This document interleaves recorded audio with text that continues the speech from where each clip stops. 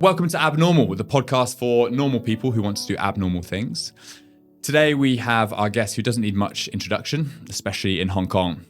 Coming off the back of her recent success in the Paris Olympic Games, at the age of just 26, she is the most decorated medalist in Hong Kong history. My guest is, of course, none other than Siobhan Haughey. Siobhan, welcome to Abnormal. Thank you. Thank you for having me. I never thought of becoming a professional athlete. It just kind of happened. I think deep down I knew it was within reach, but I didn't want to really think too much about it. I think at that time, my coach and we mentioned it once. I know that I can't be comparing my experience to someone else's because everyone's path is very different.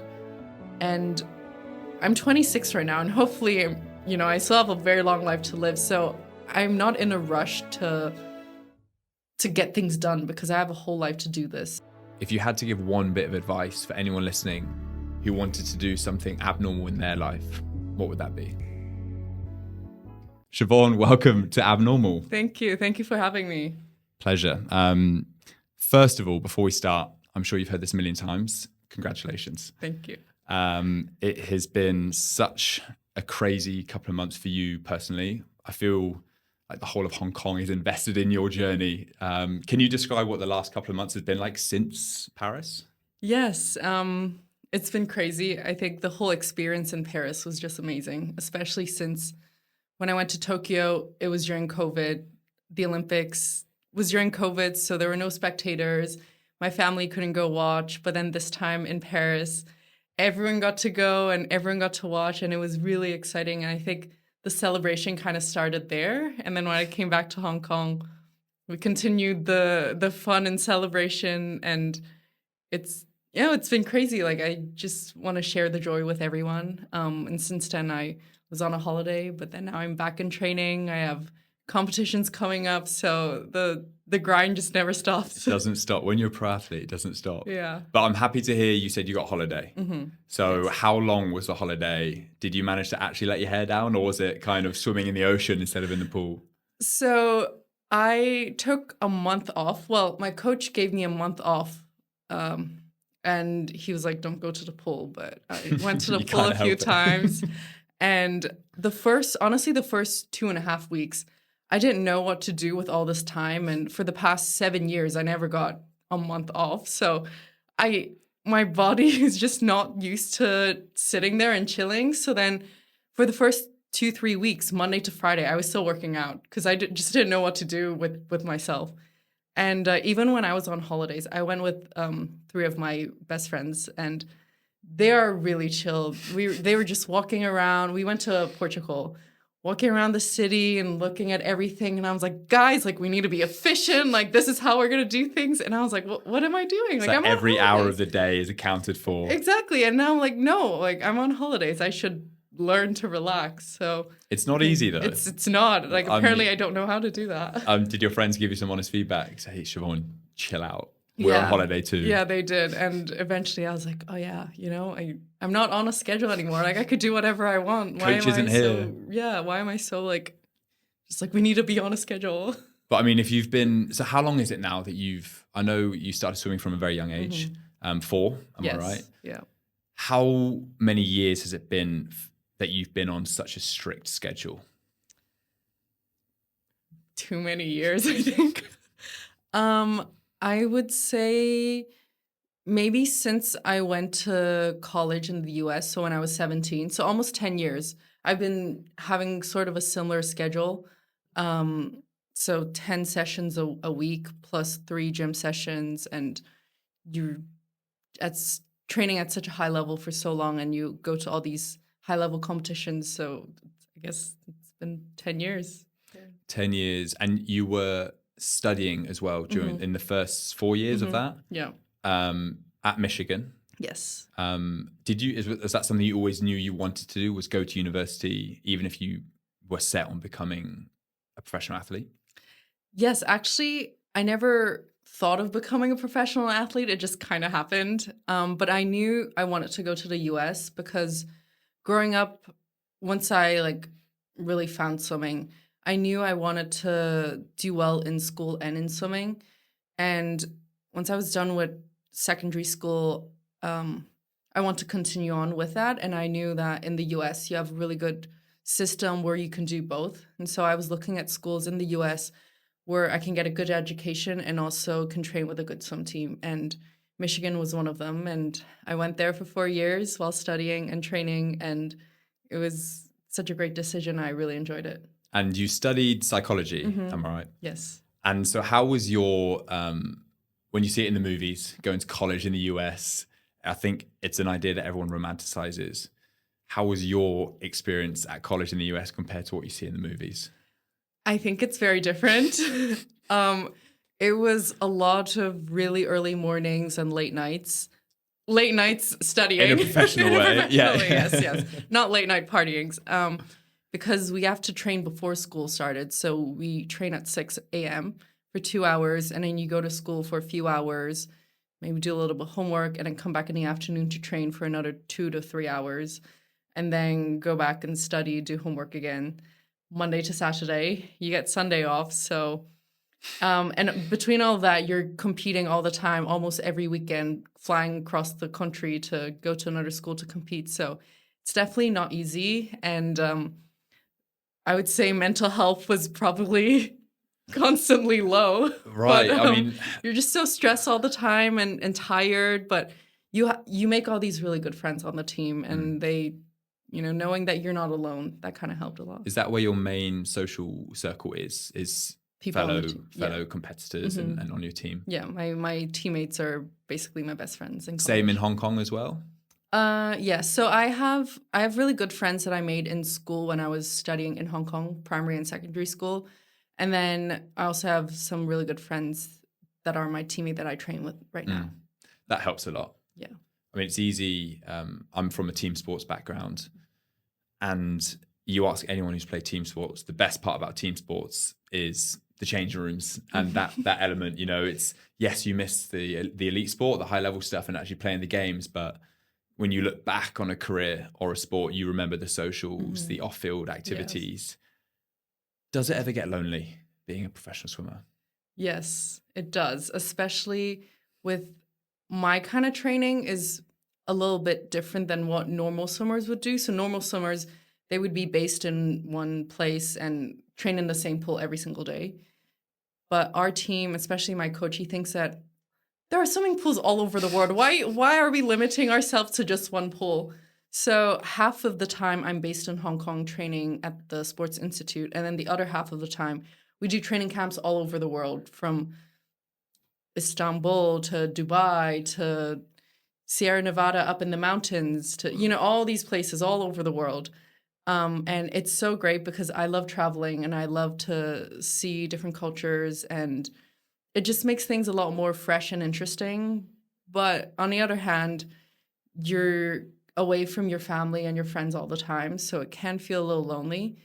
But with technology these days, it's a lot easier to connect with people. But yeah, from time to time, you feel like you're lonely because you're never in one place for a very long time. And also swimming itself is a very lonely sport. You're just, it's just you and the black line, and you're swimming up and down for 2 to 3 hours. I've tried it, not to your extent, but I struggle swimming like 100 meters. And I know that's a sprint distance for you, but for most of us mortals, that's not a sprint distance. But I mean, I guess that's why it's so important that you get on with your teammates and that you get on with your coach, I assume. Yes. And you have that relationship. It's almost like they're your traveling family. Exactly. I'd imagine. And I spend way more time with them than my actual family. Thank goodness we all like each other. And imagine. Team, otherwise. Imagine if there's any team quarrel. There's no escaping. Or your escape is the pool, I guess. Just you and that black line. Yeah. But that never happened because I love everyone on our team. Good. I'm glad to hear it. So if we go back then, I want to talk about the obvious things, obviously, but I don't want to go too hard on the Olympics too early. When you started swimming, and you're obviously good at it, obvious. But at what point did you realize that this could change from being a hobby into a career? Like I said just now, it kind of just sort of happened. I never sat there and said, I want to be a professional swimmer, especially since I started off not liking swimming. Like most kids, I think. Yeah. Like, I think when I first started, it was whatever. You're just learning how to blow bubbles and float. That's kind of fun, I But guess. you blew the best bubbles and floated the most, No, apparently. I think maybe at the beginning I was just like everyone else. And then slowly when you're done with the swim course, you can move on to the swim team. And I have a sister who's 2 years older than me, and she went on to the swim team. So my parents were like, okay, you can do the same. So then we can take both of you to the pool at the same time. And I was like, okay, whatever. But that's when I realized how boring swimming was. You're just swimming up and down. So I didn't like it. And I think throughout my childhood, I met more friends through swimming. So then I didn't hate it as much, but I wouldn't say I was in love with it. So I never thought of becoming a professional swimmer. But then I went to college in the US, and then I realized swimming can be fun. And there are different ways to work on different things. Like swimming is not just about the volume and how much you swim. It's also about your technique and, all these different things. You can use all these new technologies and, how do you work on your recovery and your nutrition? All of that can affect your swim performance. And then I realized, actually swimming is multifaceted. It's not just one-dimensional. And that's when I found my passion in swimming, I guess. And then when I graduated from college in 2019, pre-COVID, it was one more year until the Tokyo Olympics, originally in 2020. So then I was like, okay, I'll become a professional swimmer at least for 1 year to swim at the Tokyo Olympics, and then we'll see what happens. But you'd already gone to an Olympics by this point. Yes. You'd already done Rio. Yes. So only after already going to an Olympics were you like, okay, I might give this a go. Yeah, because, I was already swimming in college, and then I went to Rio, and then...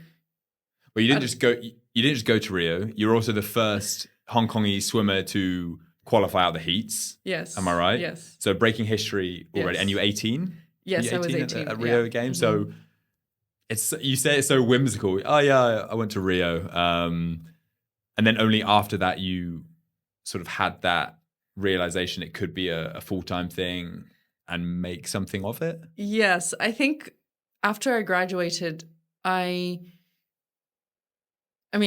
my head, I was like, I'll swim one more year and then we'll see what happens after that. I even had the thought of retiring after Tokyo Olympics to pursue other things.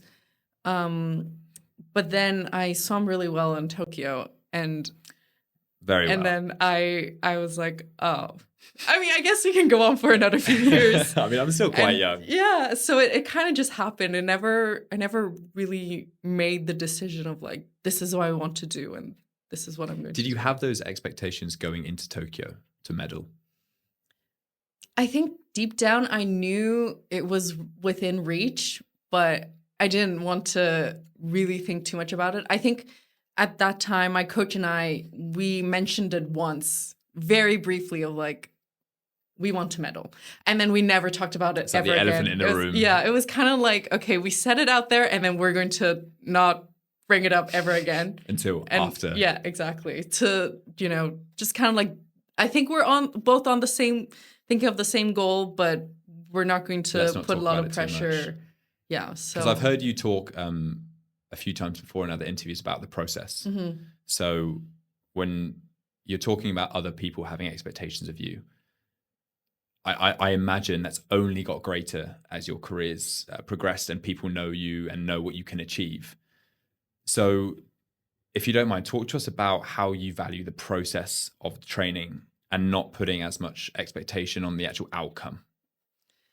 When you think about how boring swimming is and you're only thinking about the outcome, and if you don't enjoy the journey, it's absolutely not worth it. If you train 20, my first medal at the Olympics was when I was 22. So started swimming when I 23 actually. I started swimming when I was 4. So it took almost 20 years to win an Olympic medal. If I was only thinking about the end goal, like, would you put 20 years of your life to do something you hate just for the possibility of maybe being on the podium? Something you hate. To me, it didn't seem worth it at all. And I don't think anyone should be thinking this way. So I I think it's really important to remind yourself that you should be doing something because you like it and you enjoy it, and not because of the possible outcome that you might achieve at the end. And also, when you're not thinking of the outcome and just thinking of the process, you're putting the pressure away, because especially in a swimming competition, there are 7 other competitors in a final. You can't control how other people are doing. You can't control how fast or how slow they're doing. So you can't really control the outcome. But if you're just focusing on the process, you can focus on your technique, your race strategy, everything that you can control in your lane. So, in that sense, you have a lot of control over your life and your career. And I think I like to be responsible for my swimming career. And when you're only focusing on the process, when you're enjoying it, you're loving it, and also you have a lot more control over it. You are the definition of stay in your lane, the saying. Yes. So I think I asked the question because when you talk to elite athletes, or you hear when I watch interviews and things, all the top athletes talk about the process. And it's really people that don't know how to be a top athlete or a true elite performer. It doesn't need to be an athlete that talk about the outcome all the time. It's outcome focused. And so I find it very interesting talking to people like yourself and to other high performers who obsess about the process. Because as you said, if you're not enjoying the process, then you can forget about the outcome anyway. So Japan's happened. We've come home with 2 Olympic silver medals. Yes. Beyond anything in your wildest dreams, to come to 2 medals, and especially your races, it's short distance. Yes. 100 meters, 200 meters. I was watching your races when I was in France for the Olympic. I wasn't in Paris, but I was in the Southwest. Oh my God, it's fine margins. It is. I didn't even know you at that point, and I felt like I was having an aneurysm. It was petrifying. Like to realize how much effort you put into your process and your training, and know that you could miss out on a medal by a fingernail. Yeah. But that's why you're training so hard all these years to get those incremental gains. But then you could be 8th place and within a whisker of getting bronze or silver. Yes. Does that ever annoy you that it's such fine margins compared to long distance swimmers? No, I think that's just the beauty of sport. It's so unpredictable and so full of surprises. But that's why, you shouldn't be focusing on the result and should focus on the process, because one, if you're focusing on the process and in that race, you've done everything that you need to do, you've executed your race plan nicely, you've done all the techniques, then regardless of if you come 1st or 8th, you're still going to be happy with it because you've done your best. So, that's just how I see it. That's just sport at the end of the day. Okay, so after Tokyo, I'd imagine that's when the profile got lifted a bit. The fame started coming, especially in Hong Kong. It's quite a small place, and you're everywhere. You're everywhere. How did you? Well, first of all, did you expect any of that? And secondly, how did you kind of deal with all the out of pool stuff that came with your success? No, I was not expecting that, especially for a sport like swimming. No one ever really watches swimming. I think at the Olympics, people, like watching swimming, but outside of the Olympics, even for our biggest competitions like World Championships, no one really cares. So, and also a place like Hong Kong where we were not really sports focused at that time. Who knew that because the Olympics was playing on TV and in shopping malls and on MTRs, everyone started watching it. And it was insane when we came back. I mean, even before we came back, so many people messaged me, people I didn't know, and all the Hong Kong athletes were all over the news, all over TV. It was a surreal feeling knowing that the whole city is supporting you. It's also, it's not just because it's the Olympics are on, but you kind of set the scene before because you had a genuine chance of medaling, as did the other athletes who medaled and won all these other medals as well. So there was kind of an expectation from Hong Kong, but it wasn't, if you don't medal, then we don't support you. But people were watching because of what you'd done previously and the build up, and it wasn't just throwing caution to the wind and hoping that you'd place. You'd done the work. You'd already won two medals in Tokyo. So, I mean, I've only been in Hong Kong for 4 years, so I can't comment on before, but it's been crazy, the reception that you've had and the other athletes have had for a country like Hong Kong in sports like swimming, fencing. It's insane. Yes. But I think because of how well Hong Kong athletes have been doing in the past 2 Olympics, Hong Kong people are, one, more aware of sports and also getting into sports a lot more, and they're focusing on the sports industry and not just focusing on the athletes, but trying to see how they can implement other jobs like physiotherapists, nutritionists into the industry as well. And I think it's great. Like, it's helping the whole city, and also more kids are doing sports. And I think this is the best thing. Like, we need more kids in sports, because when I was growing up, I went to a local school. None of my friends worked out. None of them did any sports. So seeing how it's so different now, it's great. Yeah, I mean, as you said, the kids are so important. And when I was watching things like your cafe meet and greet, seeing all the kids there, it's crazy. I know you've got plenty of events coming up, but I'm watching the news, I'm watching YouTube videos and seeing all these kids holding signs and so desperate to meet you and your fellow athletes. What sort of support do Hong Kong give you as an Olympian? Is it, I know you're a full-time athlete, but is it are you allowed to comment if it's like from the government focus, or if there's like swimming bodies that support you or private sponsors? So a lot of the top athletes in Hong Kong, we train at the Hong Kong Sports Institute. So we're an employee of the Hong Kong Sports Institute, which is government funded. So we get a salary from the government. And other athletes, myself included, we also have sponsors that could also fund our training and all that.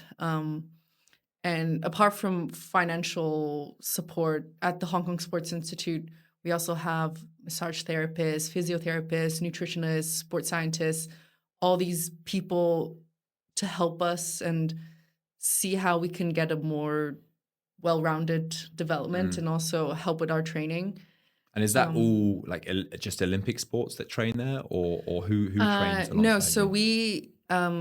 there's, I think at the Sports Institute, there's a system on what sports can train there. And it's not just Olympic sports. So we have bowling trained there as well, and snooker. So it not necessarily has to be Olympic sports. I'm not exactly sure how the category works and how they decide what sport trains there and not, but there is a system. So it's not just Olympic sports. And so when you're training at the Institute or on one of your training camps, what does a typical day look like for an Olympic swimmer? So if I'm training in Hong Kong, I would live at the Sports Institute, because apart from training, athletes can also live there. There's a hostel and there's a canteen, so you can have your 3 meals there as well. So I would wake up at around 6:45, and then since I live where I train, it's a 30-second walk to the pool. So I show up to the pool at around 7 o'clock. I stretch, I foam roll, talk to my teammates, and then we jump into the pool at 7:30. Swim for 2 hours, and then we'll go have breakfast. We'll go have breakfast, and then 3 times a week, I'll go to the gym for an hour and a half. And then I'll go back, take a shower, and then I'll have lunch, take an hour and a half long nap. That's very important. I do that every single day, hour and a half, no shorter than that. And then I go back to the pool again at 3 o'clock to stretch and foam roll again. And then we jump into the pool at 3:30 for another 2 hours, 2.5 hours. And then I like to go into the ice bath. And then I'll go back to shower, have dinner, and then I'll do my other forms of recovery like Normatec, stretch, whatever I feel like doing, while maybe watching Netflix or read a book. And then I go to bed ideally before 10, and I wake up and do that again. Monday to Saturday. And Sunday off. Sunday off. Completely yes, off. Completely off. Well, I mean, sometimes if I want to go on a hike. Okay, that's fine. Yeah, hikes we can manage for not recovery. Like a not full a training 4 hour session. swim. Yeah, no. So 4.5 hours of swimming a day, give or take. Yeah. And I'm trying to put my swimming cap on here. What sort of distances are we talking there? If you're doing a 2-hour swim session, how far are you covering there? Anywhere from 6,000 meters to 8,000. It depends on what that session's focus is. So if it's just aerobic swimming, then we can do 8,000 meters in 2 hours. And you'll get told before the session from your coach, yes, this is aerobic. So we have a weekly schedule, and typically each week follows kind of the same pattern. Like Monday morning, it's more of this focus. Monday night is this focus. And then he sends us the workout 30 minutes before training starts, so we can mentally prepare ourselves. But not too long before to get anxious for it. Exactly, yeah. So I think he does that on purpose. Obviously it's on purpose. What a great coach. Yeah. He just enough time for you to look through it, but not think too lose much sleep about over it. Exactly. Oh, wow, that's a lot of swimming. And then if we're doing more quality race pace focus work, then we might swim a little less, but then the intensity is higher. So more like sprints, the equivalent of like sprints on a track. Yes, exactly. So if your specialist is 100 and 200 meters, if you were doing longer distance, would that mean your 8K load would then increase? I'm trying to think, because if you're a 100-meter sprinter or 200-meter sprinter, it's quite rare for them to run an 800-meter for training. But in swimming, it's different. So I would say for my events, 100 and 200 meters, I swim a lot more than an average 100 and 200 meters swimmer. Right. I think I train more like I swim the 400. And I think that helps with my 100 and 200 for some weird reason. But obviously, if you do distance events like the 800, 1500, then you'd be swimming a lot more. But and there are also people who are more sprint focused, like the 50 and 100, then they would swim way less. There are people who could do 6 workouts a week, 3,000 meter per session, and they are world-class athletes. Of the swimming world. Exactly. And I can't. I'm someone who still believes a little bit of like, I need to train a little bit more to feel like I'm working hard, to know that I'm improving. I think that's just like a mental thing for me. But hey, if it's working, yes, if it ain't broke, fix it. And have you and your coach ever considered doing longer distances as well? In season, he likes to switch things up. So we would go to obviously big meets like World Championships or the Olympics, where I will swim my main events.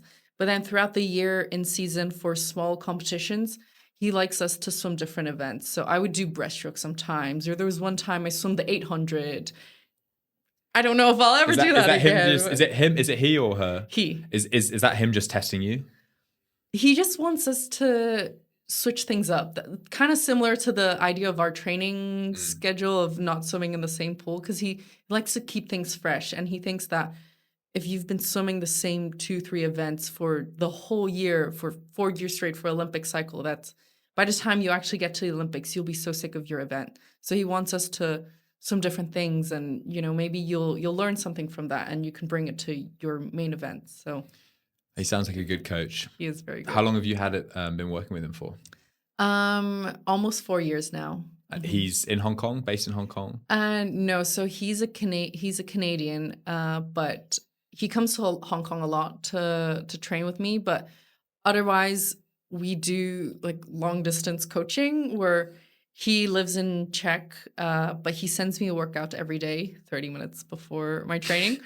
And then I'll do the workouts with my teammates in Hong Kong. And we have a coach in Hong Kong who's on deck to supervise. And then I report back to him of how I'm feeling, how the session went. And we also have a lot of filming. So he can look at the videos to see my technique. That's why we also do a lot of training camps, so we can be in the same place together. Yeah. Yes. I mean, there's no real replacement for seeing it live, and then him yelling at you or being. Well, he doesn't really yell. He's very one of those chill. calm people who just always calm. In his head. Yeah, I think it's very obvious from just speaking to you for the last few minutes that when I'm talking about expectation, people looking at you and this idea of being normal and doing abnormal things, some people will look at you and think, oh, she's naturally a great swimmer. Like she's been swimming since she was 4. You know, she's genetically gifted. But it's clear from just talking about your schedule and how long you've been doing it for that the work you've put in over the years has a direct correlation to the results you've had and all the stuff that comes with it. Like you've earned every bit of success that you've had, because I don't like when people have a judgment of people where they just assume something. They assume that they've been given something and handed it on a silver platter. That's obviously not the case with you. So you've won 2 silvers at Tokyo. When you're going then into Paris, and I know Tokyo, no crowd, COVID, Paris, back to normal. How was your preparation different mentally, physically, knowing that there was no crowd versus knowing that your family was going to be there, your fans were going to be there? It was pretty different. One, because after Tokyo, I switched to a new coach. So pre-Tokyo, I was still with the coach I had in college. And then after Tokyo, I met this new coach and I was like, let's give it a try. And we've been working really well ever since, because I feel like instead of it's not a one-way relationship where he's telling me what to do. It's more like a partnership where I also give him feedback of what I want to work on, what I think we could do, different suggestions. So I think that really helped. And I want to take more ownership in my own swimming as well. So if I don't swim well, I'm not going to blame it on my coach, because I'm responsible for it. Let's talk about the mental preparation first. I think I definitely put a lot more work into it, because I think going into Tokyo, I kind of knew I would swim well and like maybe there's a chance I would medal, but the rest of the world didn't know, because during COVID, there weren't that many competitions. So people weren't sure where all the other swimmers are at and how fast they're swimming. But we did a few like time trials in our pool at the Sports Institute, and I was going really fast. So I was confident in my training. But mentally, I really didn't think too much of it. I was just happy that the Olympics was happening, because it already pushed back for a year.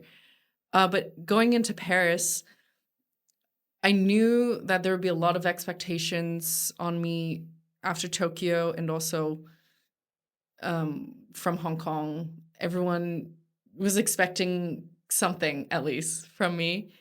And I knew this was going to happen, so I want to make sure that when I'm in Paris, I'm not worrying about that. I'm not thinking about that. And I think before we left, I had a moment where I was panicking a bit, and I was like, oh no, what if I haven't done enough? What if, I didn't do everything I need to do in the past 3 years to get to where I want to be? And then my coach was like, okay, well, what more could you have done? And I was like, well, I don't know, but I'm sure there's something. Yeah. And he's like, well, if you can't name anything, that means you've done everything that you can. And so why do you have to worry about it? And that gave me a lot of confidence, because I'm a pretty confident person myself, but sometimes you just need a little bit of external validation to reassure that, you're doing great. And I also started working with a sports psychologist since last year to deal with like the mental side of things. And I think that really helped. She just kind of helps me remember that I'm focusing on the process and the journey and not the result. So then no matter what happens in Paris, like the past 3 years was the process. That was what I was focusing on. I worked hard in the 3 years, and when I get to Paris, I should just enjoy being there and enjoy and celebrate the hard work that I've put in the past 3 years. So when I was walking out for my finals, my first final, I think it was the 200 freestyle. I walked out, I knew where my parents were sitting. I walked out and I saw all the Hong Kong flags in the crowd, and I was like, wow, I thought I was racing in Hong Kong with the amount of flags. And I know not everyone there was cheering for me, but it felt like enough people were cheering for me. So I really took a moment to like take it all in, and just felt like, wow, I'm here now and I just want to enjoy it. And then I walked to my block and I felt so confident. So I think mentally I did a really great job in preparing for that and just remembering why I'm doing this, because I love swimming and, I've worked hard to be here. And I think physically I've done more training and was swimming more than when I was preparing for Tokyo, which is a little weird because as you get older, some people would be training less. But then I was like, in swimming world, 26 is old. If you're not a teenager, if you're not in your early 20s, it's old.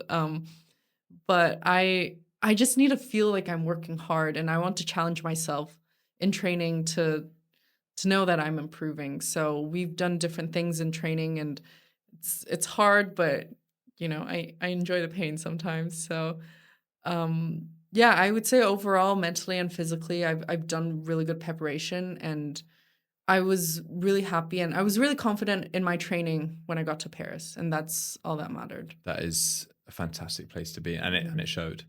I wanted to talk about the mental aspect because, I mean, you're obviously interested because you did psychology, but not just athletes, but I think people in their day-to-day lives, people will go to the gym, but maybe not train their mental side. And it's been shown that is equally as beneficial. And people will often wait for them to be injured mentally before seeing someone. Yes. Whereas if I go to the gym, I don't wait until I get injured to go to the gym and do my rehab. I go to the gym and I do that before I train. But there's always been a bit of a stigma about the mental side of things. And it doesn't mean that there's something wrong with you. Yes, obviously, exactly. At your level, it's to deal with the emotions, deal with the pressure, everything that comes with being in the spotlight 24/7. So I think it's great that you talk about that, because I think it's relevant for not just professional athletes in the top 0.11%, but for everyday life. People like myself, anyone going to an office job or dealing with family stuff, I think it's important. How do you deal with pressure? To be honest, I don't really feel too much pressure, because I feel a little bit of pressure from myself, but external pressure, I don't really feel it because when I don't read about myself, so I don't know what other people's expectations are. So you don't read any articles or anything online nothing. about you? And also, if I do interviews, I don't like hearing my voice, and I also don't like watching myself. Does that mean you're not going to watch the podcast back? Maybe Siobhan, we need feedback. Maybe if I can just sit in through clips, listening, in reels, I can sit through listening my own voice, maybe. But I don't know. That's one way of just blocking out noise that aren't really that important to me. And obviously I have goals that I want to achieve and all that, but when I set goals, they're not really like, I want to win this race or I want to go this particular time. It's like I said, it's more process based. It's more like, in this 200 meters, I want my third 50 to be the fastest or something like that. So something more less time focused. And I find that really helpful in, I don't know, I just don't really feel the pressure too much. I mean, it's a great insight because, as you said, you're focused on process. Yeah. And I suppose that you only really feel pressure when you let that external noise in. Yes. And if you're blocking that out or finding methods to help block that out, then it goes a long way to assist in your mental preparation so that you're good for race day. Yeah. But not just swimming, right? Like there's a lot of pressure on you now outside of the pool to being brand ambassadors, having all these commitments, coming on world famous podcasts. It's a huge pressure. Yes. So it's not just in the pool now. But with athletes, it's all about discipline, right? So if you have those measures in your sporting life, then they'll easily just trickle over into your personal and business and professional life. Yeah. So when I'm competing, I stay off of social media. I think that's why you didn't reply to my DMs in the Olympics. That is I find that one of the most helpful things, because everyone that matter in your life, they're either my coaches, my teammates, they would already be there. My family, they have my number, they can text me. So anyone else's opinion Doesn't matter. It doesn't matter. So, you know, you don't have to be on so social healthy. media. And also just like, I don't really like to see what other people are doing because I'm out here living my best life in Paris Olympics. Like, I don't need to care about what, you know, it's some true other that people's holiday. If you're going out, what's it called? The Champions... Champions Park. Champions Park. Yeah. If you're doing that and you're on social media, you're doing something wrong. Yeah, you know, exactly. just enjoy the moment. Yeah. Yeah, I mean, that's great to hear. I mean, for anyone listening, it's incredibly healthy to try and live in the present and do what you're doing. So I do want to, again, focus a bit more on the current Olympics, what just happened, because it wasn't just your third Olympic Games. You didn't just become the most decorated Hong Kong athlete of all time, but you also had a huge honor. You represented Hong Kong. You were the flag bearer, one of the flag bearers. Yes. How does it feel to be a flag bearer for your country in the Olympics? It was insane. It was crazy. They asked me. I got a call a few days before we left for Paris. I just woke up from my nap, and my coach. I saw a coach from my text saying, "You need to call this guy," and I was like, "What is happening? Like, am I in trouble?" So then I just woke up from my nap, so I was like, "Hello, this is Siobhan," and he was like, so, you know, he said some stuff and I was like, and we were wondering if you'd like to be the flag bearer. And I was like, yes, absolutely. Let me think about it. I'll get back to you. I don't know, like maybe.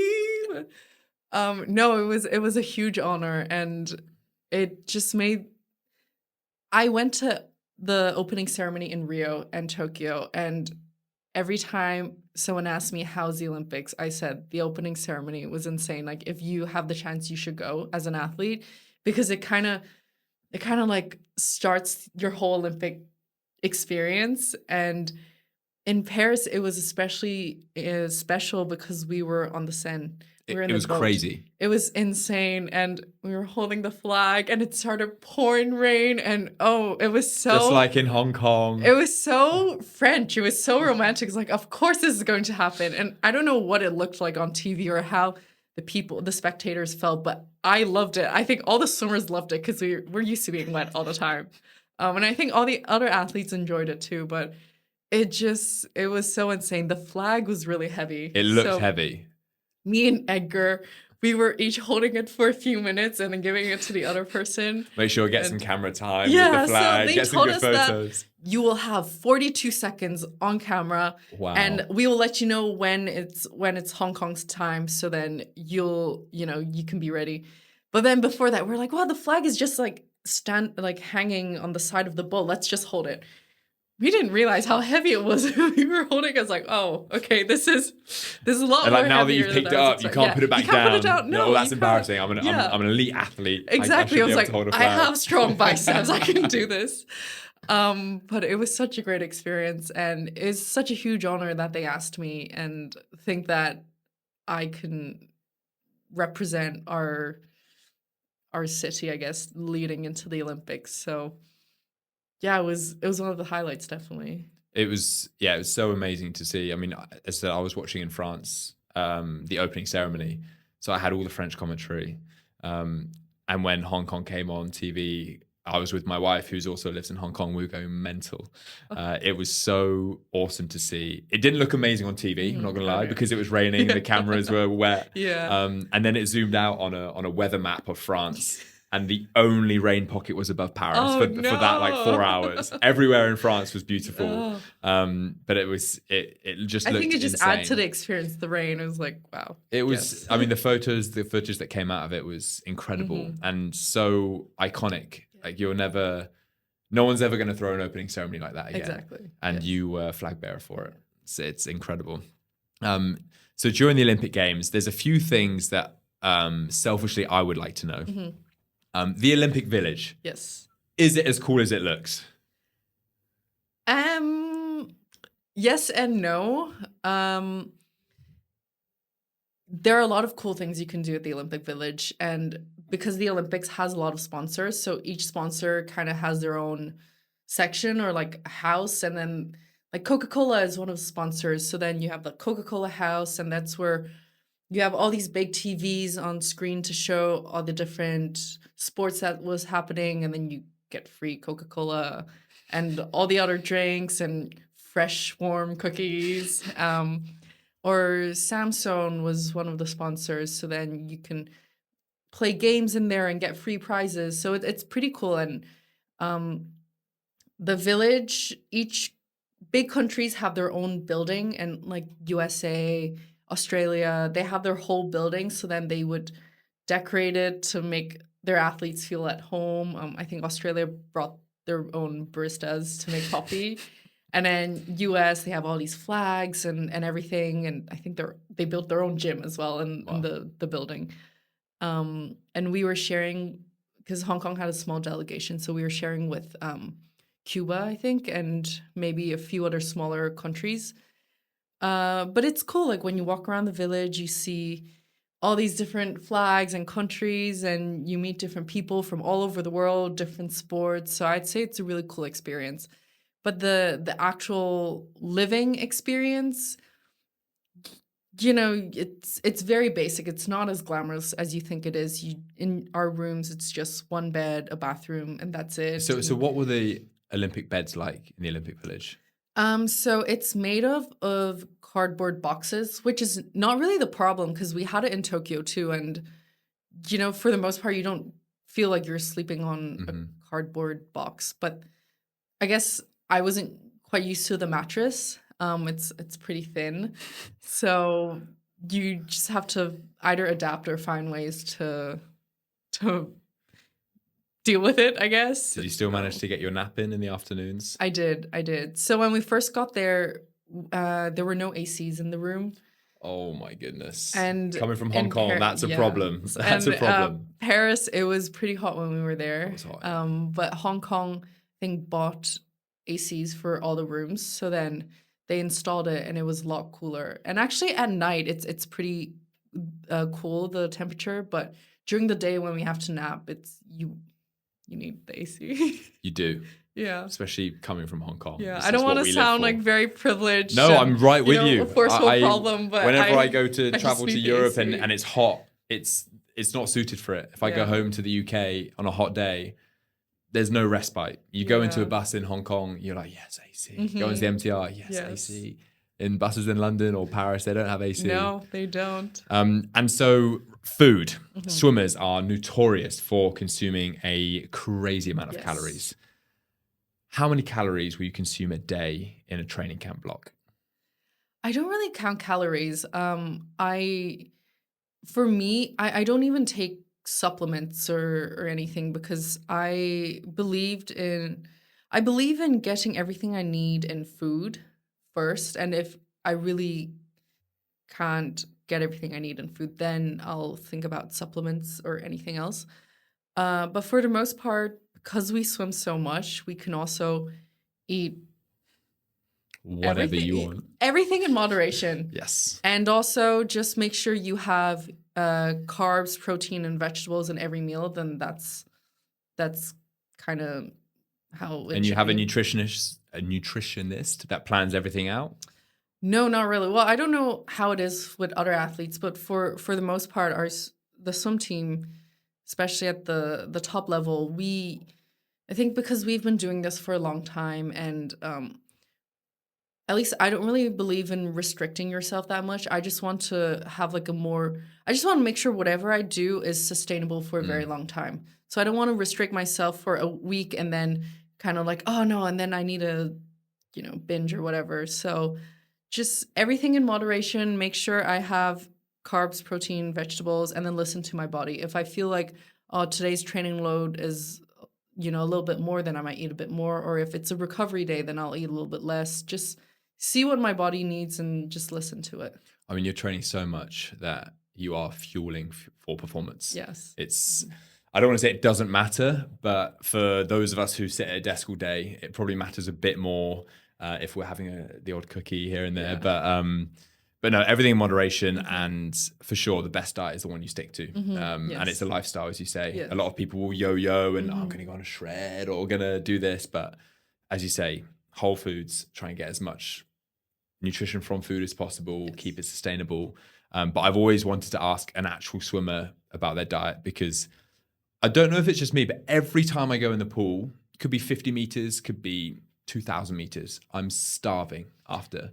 I think it's a hormonal response. Yeah, there's something, I don't know, like I find myself feeling a lot more hungry afterwards. If it's a recovery day and we just do like 3,000 in the pool, I get so hungry. But if it's a really intense session, you're so tired and you feel like your insides are coming out. That's when I don't even want to eat. So I don't know. But there's something about just like leisure swimming makes us hungry, I guess.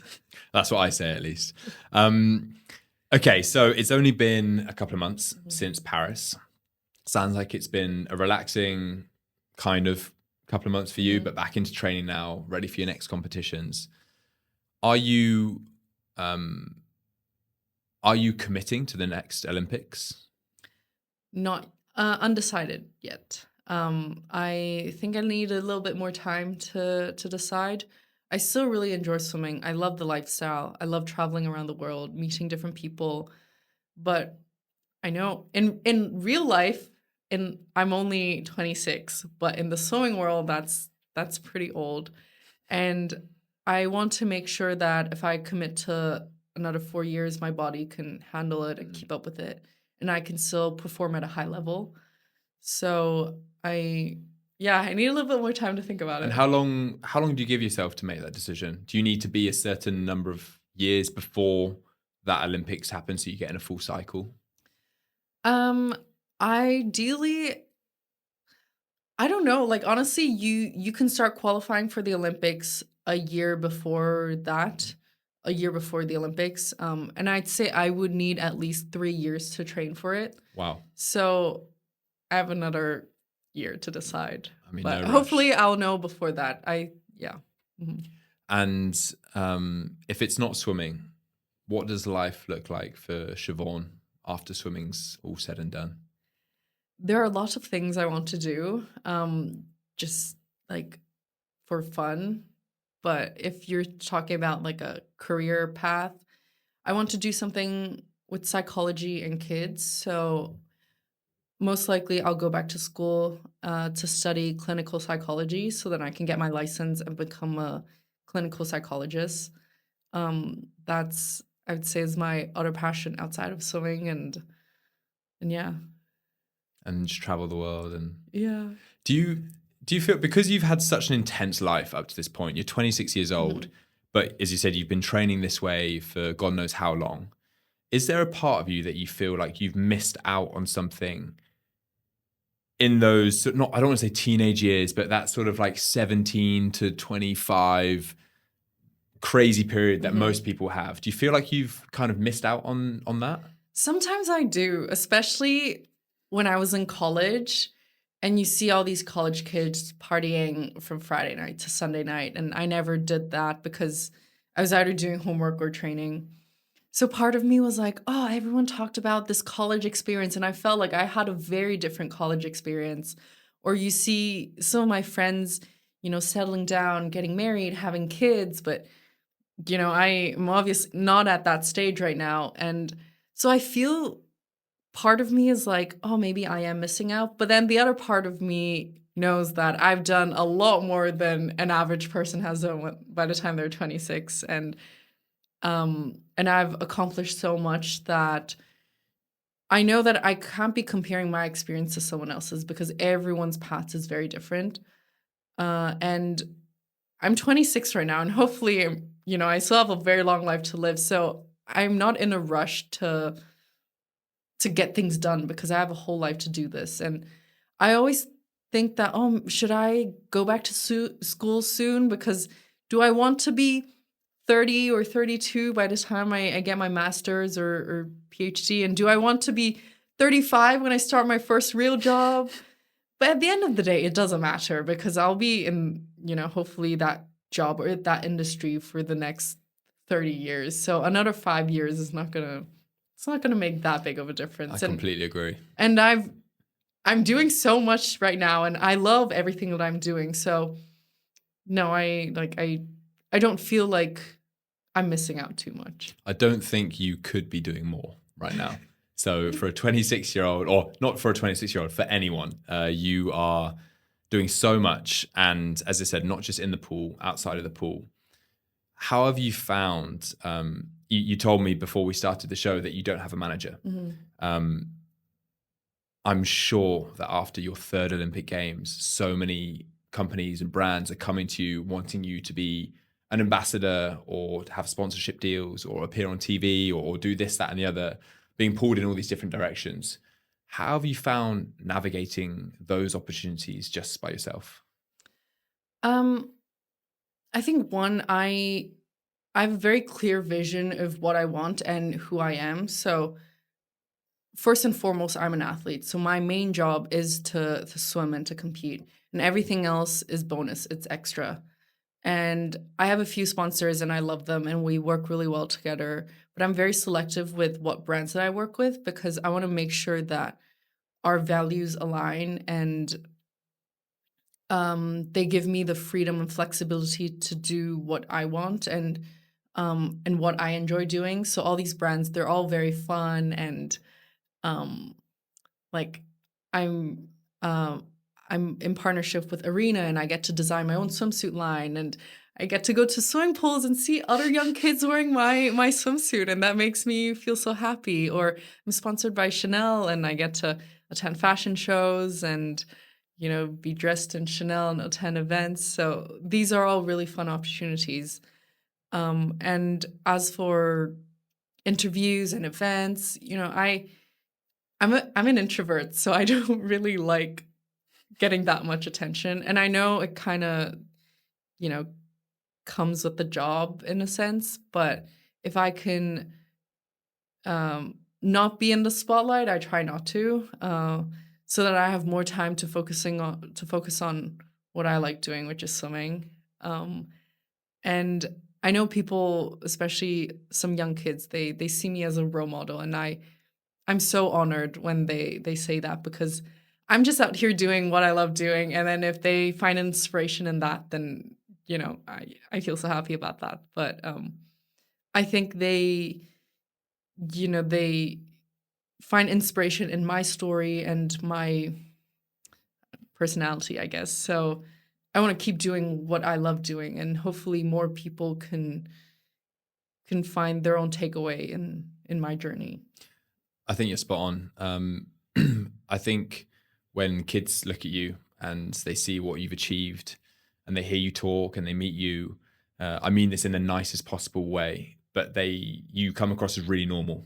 Yeah, no, you come across as a really normal person, and I mean that in the nicest possible way, because you come across very authentic, whether it's in a studio, in an advert, on TV, and I think whatever you do in the future, it's great that you get to choose the brands that you work with. It's obvious that you love swimming, and you've got great friends and family to support you. But at the end of the day, as long as you remain authentic and true to yourself, then you're probably going to be steered in the right direction. And there must be so many times for you that you could be pulled in directions that you maybe shouldn't be going in. And it's so hard to know which ones are right and which ones are wrong and how to stay on the right path, which is your path, whatever you choose. But I think it's clear why people look up to you and why, brands especially are coming to you and wanting to, have you as part of their brand because you are very authentic and you're a great representative of Hong Kong. And it's amazing what you've done, especially in the Olympic Games and all the other medals that you've won. I was researching before this, as you can see my notes. But you're most famous for your 4 Olympic medals, right? Mm-hmm. But actually, you've got 49 medals. Is that the right number? I'm not even counting, so there you go. You've got 49 medals. You've got world championships to your name. You've got world records to your name. So it's not just those 4 Olympic medals, everything that goes on in between. Being the most decorated athlete in Hong Kong history, was there ever, could you ever imagine that in your wildest dreams if someone said to you when you were a kid that you're going to be the most decorated athlete in history of Hong Kong? Not at all. And honestly, I wasn't keeping track of it. I mean, 4 is not a lot to keep track, but I wasn't keeping track of it. And also, I wasn't aware of it until someone asked me in an interview, and then I realized, oh, yes, I've won 4 Olympic medals and oh, now I've become the most decorated. Like that wasn't my goal. My goal was just to go to the Olympics and try my best and see what happens. It's not like I was counting how many medals I need to win to become the most decorated Olympian. But yeah, when I was younger, like I said, I never planned to become a professional swimmer. It just sort of happened because that was where my passion was and I just followed it. And I wasn't sure if that was the right decision to make because no one's telling you what the right path is and where you should be going. I was just taking it one step at a time. And, you know, I don't know what's going to happen next. I don't know if I'll keep swimming or stop swimming, but I just take it one step at a time and see where it will lead me. Yeah. It's a bit of a absurd question to ask a 26-year-old, but considering how much you've achieved in such a short space of time, what would you like to be remembered for? I would like to be remembered for my personality or the way I make people feel. Like, I always think it's the biggest compliment when people say, "Oh, you're a great swimmer, but you're an even better person." I always think that's the greatest thing anyone can say to me. So, if they can remember just my work ethic and what I am as a person, then we don't need to think about the swimming career or my swimming achievements. That's amazing. And moving on nicely into the next one, if you had to give one bit of advice for anyone listening who wanted to do something abnormal in their life, what would that be?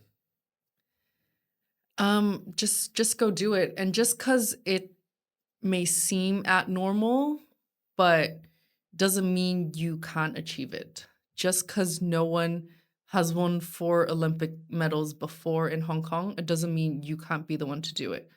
And when you start doing something and you've achieved the abnormal thing, you inspire other people to do it too. So just go ahead and do it. And I know it's not going to be easy. There are going to be a lot of ups and downs, but if that is what you want to do, then go for it. That's great advice. Siobhan, thank you so much for coming on. Thank you for having me. I am so privileged to meet you in person. I'm so happy that you replied to my DM on Instagram. It's rare, just so you know. I don't really... I said to Wilson, our producer, before we started the podcast, I said, I messaged Siobhan before the Olympics, and you very kindly replied and said, let's do something after the Olympics. I'm in training camp right now. And then I was so happy to watch your success in Paris. But it was a double-edged sword for me because I was watching and I saw you win those bronze medals and I was so happy. But also in my heart, I was like, there's no way I'm getting on the podcast after these medals. And I'm so grateful that you took the time to come on. So thank you very much. No problem at all. It's been really fun. I'm incredibly excited to see what you achieve and what you have left to achieve in swimming, if that's what you decide to do. But honestly, I'm more excited to see what you achieve outside of the pool with everything you've got going on. It's so abundantly clear that you're so much more than a swimmer. And it's incredible to see what you're doing already with your psychology, with your ambassador roles, with other companies, the way you make kids feel, especially around Hong Kong. And I'm just so excited to follow your journey outside of the pool. So thank you again. Thank you. You said a lot of kind words, so thank you so much. Well, thank you for coming on. And yeah, good luck in training camp. I know you're heading off next week. Is that right? Yes. For the World Cup. World Cup. And then in December, we have World Championships. Okay, well, it's a busy couple of months. Yes. I would love to go for coffee with you when you're back in Hong Kong. But we will be cheering you on, not just in the Olympics, but in the other swimming cycles as well and in the other swimming meets. So thank you for coming on and good luck with your competitions the next couple of months. Thank you for listening to this episode of the Abnormal Podcast. If you enjoyed it, please subscribe and give us a 5-star review on whatever podcast platform you are listening to on right now, as it really goes a long way to growing the show. Thank you and see you in the next one.